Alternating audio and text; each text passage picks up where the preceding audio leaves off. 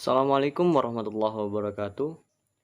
Perkenalkan, nama saya Rahmat Wahyudin dari kelompok 5. Ingin menjelaskan dari kelompok kami yang makalah yang berjudul Keterampilan Menyimak. Saya sebagai moderator sekaligus ketua dari kelompok ini. Makalah ini disusun oleh kelompok 5 yang berjumlah 4 orang. Yang pertama, saya sendiri Rahmat Wahyudin, NIM 2011-290025. Yang kedua, Feni Sentiawati 2011-290031. Yang ketiga, Indi Zinora, NIM 2011-290026. Yang keempat, Elvira, NIM 2011-290014. Makalah ini dosen pembimbingnya dari Bapak Randi MPD, Program Studi Pendidikan Bahasa Indonesia, Fakultas Tarbiyah dan Tadris, Institut Agama Islam Negeri Bengkulu. Langsung saja kita ke pendahuluannya bab 1. Latar belakang dari makalah ini. 4 pilar pendidikan dan tiga reformasi pendidikan tersebut melandasi pentingnya konteks multikultural bagi peserta didik agar dalam kehidupan sehari-hari mereka dapat memahami dan berkomunikasi dengan orang tua, saudara, tetangga, teman, kenalan, orang asing dengan yang lebih muda, sebaya, atau yang lebih tua di rumah, di sekolah, atau di masyarakat sama atau berbeda budaya tanpa mengalami kegagalan yang menyebabkan timbulnya salah pengertian. Zulaiha 2013. Keterampilan berbahasa tergolongkan menjadi beberapa kategori sesuai dengan fungsi dan lingkupnya masing-masing. Dalam peraturan kurikulum 2013, mata pembelajaran bahasa Indonesia disampaikan secara umum bahwa pembelajaran bertujuan untuk peserta didik mampu menyimak, membaca, berbicara, membaca, dan menulis. Ada 4M. Menurut Dawson, dalam dunia pendidikan dikenal empat keterampilan membaca, yaitu tadi menyimak, membaca, berbicara, dan menulis. Keempat keterampilan itu merupakan satu kesatuan yang tidak dapat dipisahkan karena saling berhubungan dan catur tunggal. Nah, dari keterampilan membaca yang dikembangkan secara baik, seseorang dapat menggunakan referensi yang dibaca untuk menghasilkan sebuah tulisan. Hal lain ditemukan oleh Tarigan, bahwa keterampilan menulis dibutuhkan waktu lama dan intensif. Dengan demikian, pembelajaran menulis tidak dapat dilakukan secara instan. Bahasa adalah suatu keterampilan. Belajar bahasa, apapun tujuan utamanya, adalah agar anak keterampilan berkomunikasi dengan bahasa tersebut. Oleh karena itu, dalam proses pembelajaran maupun evaluasinya, mestinya tetap bermurah pada tujuan tersebut, yaitu agar peserta didik dapat berkomunikasi dalam suasana pembelajaran yang menghargai peserta didik sebagai individu. Kemudian, keterampilan menyimak juga dapat dikelompokkan menjadi beberapa jenis. Salah satunya adalah keterampilan menyimak kritis. Pada penulisan kali ini, penulisan akan menjelaskan keterampilan menyimak kritis melalui salah satu bahan simakan lisan, yaitu pidato, dengan tujuan agar siswa mampu mencapai indikator pembelajaran tersebut dari kegiatan menyimak kritis. Menyimak ada berbagai macam jenis. Namun beberapa jenis tersebut dibedakan berdasarkan kriteria tertentu, yaitu berdasarkan sumber suara, berdasarkan bahan simak, dan berdasarkan pada titik pandang aktivitas menyimak. Rumusan masalah dari makalah kami ini, pembahasan rumusan masalahnya. 1. Apa jenis-jenis keterampilan menyimak? 2. Apa saja keterampilan dalam berbahasa? 3. Apa itu menyimak kritis yang saya jelaskan tadi? 4. Apa tujuan menyimak? Dan 5. Apa proses tahap menyimak? Tujuan masalah ini Untuk mengetahui jenis-jenis keterampilan menyimak. 2. Mengetahui keterampilan dalam berbahasa. 3. Untuk mengetahui pendalaman menyimak kritis. 4. Untuk mengetahui tujuan menyimak. 5. Untuk mengetahui proses tahap menyimak. Itu saja yang bisa saya sampaikan. Selebihnya itu dari teman saya nanti. Saya akhiri, wabillahi taufiq hidayah. Wassalamualaikum warahmatullahi wabarakatuh. Jenis-jenis keterampilan menyimak. Menyimak ada berbagai macam jenis, namun beberapa jenis tersebut dibedakan berdasarkan kriteria tertentu, yakni berdasarkan sumber suara, berdasarkan bahan simak, dan berdasarkan pada titik pandang aktivitas menyimak. 1. Berdasarkan sumber suara. Berdasarkan sumber suara yang disimak, dikenal dua jenis nama penyimak, yaitu intrapersonal listening atau menyimak intrapribadi, dan interpersonal listening atau menyimak antar pribadi. Sumber suara yang disimak dapat berasal dari diri kita sendiri. Ini terjadi di saat kita menyendiri, merenungkan nasib diri, menyesali perbuatan sendiri, atau berkata-kata dengan diri sendiri. Jenis menyimak yang seperti inilah yang disebut intrapersonal listening. Sumber suara yang disimak dapat pula berasal dari diri penyimak. Menyimak yang seperti inilah yang paling banyak kita lakukan, misalnya dalam percakapan, diskusi, seminar, dan sebagainya. Jenis menyimak yang seperti ini disebut interpersonal listening. 2. Berdasarkan cara penyimakan. Berdasarkan cara penyimakannya, menyimak dibagi menjadi dua ragam, yakni menyimak intensif dan menyimak ekstensif. Menyimak intensif adalah kegiatan menyimak dengan penuh perhatian, ketentuan, dan ketelitian sehingga penyimak memahami secara mendalam. Dengan cara menyimak yang intensif, penyimak melakukan penyimakan dengan penuh perhatian, ketelitian, dan ketekunan sehingga penyimak memahami secara luas bahan simakannya. Ada beberapa jenis, yaitu 1. Menyimak kritis, 2. Menyimak interrogatif, 3. Menyimak penyelidikan, 4. Menyimak kreatif, 5. Menyimak konsentratif, 6. Menyimak selektif. 2. Menyimak ekstensif. Menyimak ekstensif adalah proses menyimak yang dilakukan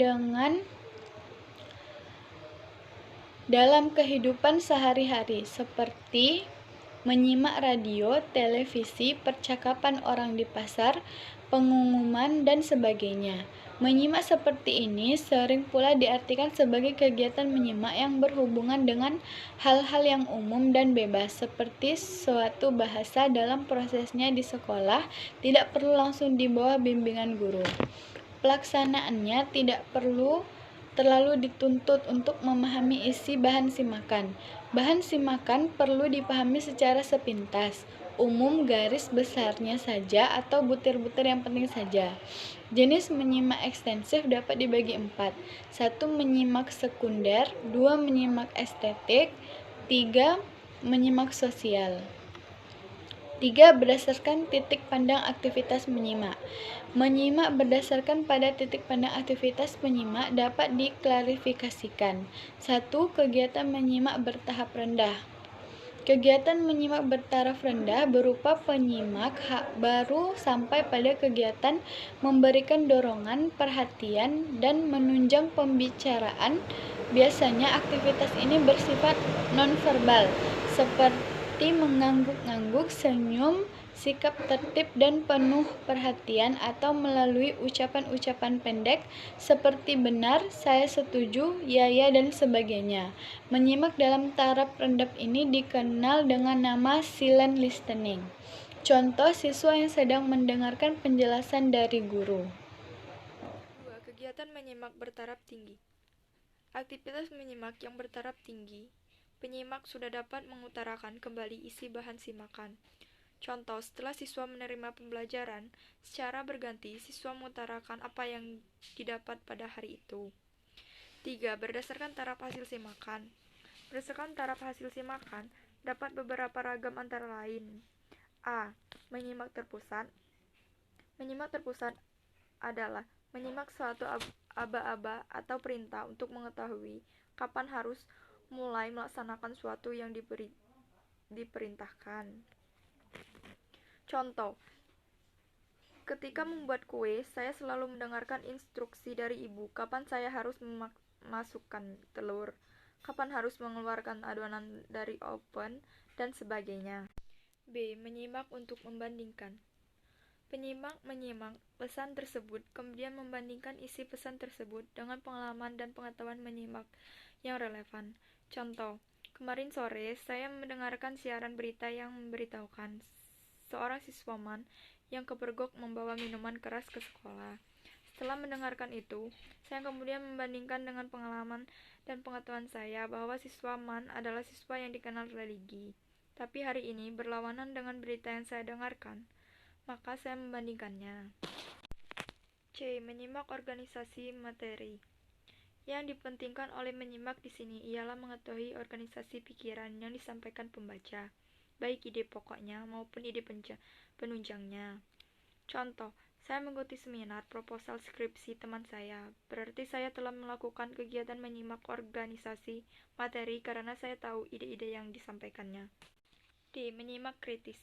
Menyimak kritis, critical listening, adalah sejenis kegiatan menyimak yang berupa untuk mencari kesalahan atau kekeliruan, bahkan juga butir-butir yang baik dan benar, dari ujaran seorang pembicara dengan alasan-alasan yang kuat yang dapat diterima oleh akal sehat. Contoh, ketika mengikuti seminar proposal skripsi, karena ada hal yang kurang bisa diterima dan dimengerti, maka saya meminta pada narasumber untuk menjelaskan maksudnya. E. Menyimak kreatif dan apresiatif. Menyimak kreatif, creative listening, adalah sejenis kegiatan dalam menyimak yang dapat mengakibatkan kesenangan, rekonstruksi imajinatif para penyimak terhadap bunyi, penglihatan, gerakan, serta perasaan-perasaan kinestetik yang disarankan oleh dirangsang oleh apa-apa yang disimaknya. Contoh, suatu saat yang mendengarkan acara TV Hidup Ini Indah. Setelah menyimak cara tersebut, saya jadi terinspirasi untuk menjadi seorang wirausaha sukses. Berdasarkan tujuan menyimak, ada 6 macam ragam menyimak berdasarkan tujuan menyimak, yaitu 1. Menyimak sederhana. Menyimak sederhana terjadi dalam percakapan dengan teman atau percakapan melalui telepon. 2. Menyimak diskriminatif. Menyimak untuk membedakan suara atau perubahan suara. Contoh, orang yang marah mengeluarkan nada suara yang berbeda dengan orang yang sedang bergembira. 3. Menyimak santai. Menyimak untuk tujuan kesenangan. Contoh, menyimak film, drama, komedi, dan segalanya. 4. Menyimak informatif. Menyimak untuk mencari informasi. Contoh, menyimak siaran berita, menyimak pengumuman, dan sebagainya. 5. Menyimak literatur. Menyimak untuk mengorganisasikan gagasan. Contoh, membahas hasil penemuan. 6. Menyimak kritis. Menyimak untuk menganalisis tujuan pembicara. Contoh, dalam debat terbuka, ada dua pihak yang saling meminta kebenaran atas topik yang dibahas. Berdasarkan tujuan khusus, ada 7 ragam menyimak berdasarkan tujuan khusus, yaitu 1. Menyimak untuk belajar. Melalui kegiatan menyimak, seseorang mempelajari berbagai hal yang dibutuhkan. Contohnya, siswa yang menyimak penjelasan guru. 2. Menyimak untuk menghibur. Penyimak menyimak untuk menghibur dirinya. Contoh, menyimak film, drama, komedi, dan sebagainya. 3. Menyimak untuk menilai. Penyimak mendengarkan dan memahami isi simakan, kemudian mengkaji, menguji, dan membandingkan dengan pengalaman dan pengetahuan penyimak. Contoh, menyimak fakta dan disarankan di berita TV. 4. Menyimak apresiatif. Penyimak memahami, menghayati, mengapresiasi materi simakan. Contoh, menyimak pembaca puisi, cerpen, drama, dan sebagainya. 5. Menyimak untuk mengomunikasi ide dan perasaan. Penyimak memahami, merasakan gagasan, ide, dan perasaan pembicara. Contoh, orang yang sedang mendengarkan curahan hati sahabatnya. 6. Menyimak berdiskriminatif. Menyimak untuk membedakan suara atau bunyi. Contoh, berdasarkan suara orang yang sedang bergembira dan orang yang sedang marah. 7. Menyimak pemecahan masalah. Penyimak mengikuti uraian pemecahan masalah secara kreatif dan analitis yang disampaikan oleh pembaca. Contoh, seorang psikolog yang mendengarkan keluhan pasiennya dan berusaha memberikan solusi terhadap masalah pasien tersebut. Berdasarkan kesimpulan pembahasan dari dalam makalah tersebut, bahwa keterampilan menyimak dilakukan antara seorang dengan yang lain dalam tujuan tertentu. Tingkah menyimak yang baik adalah ketika seorang memahami maksud dari perkataan serta penulisan atau tulisan yang baik tanpa memiliki persepsi yang berbeda.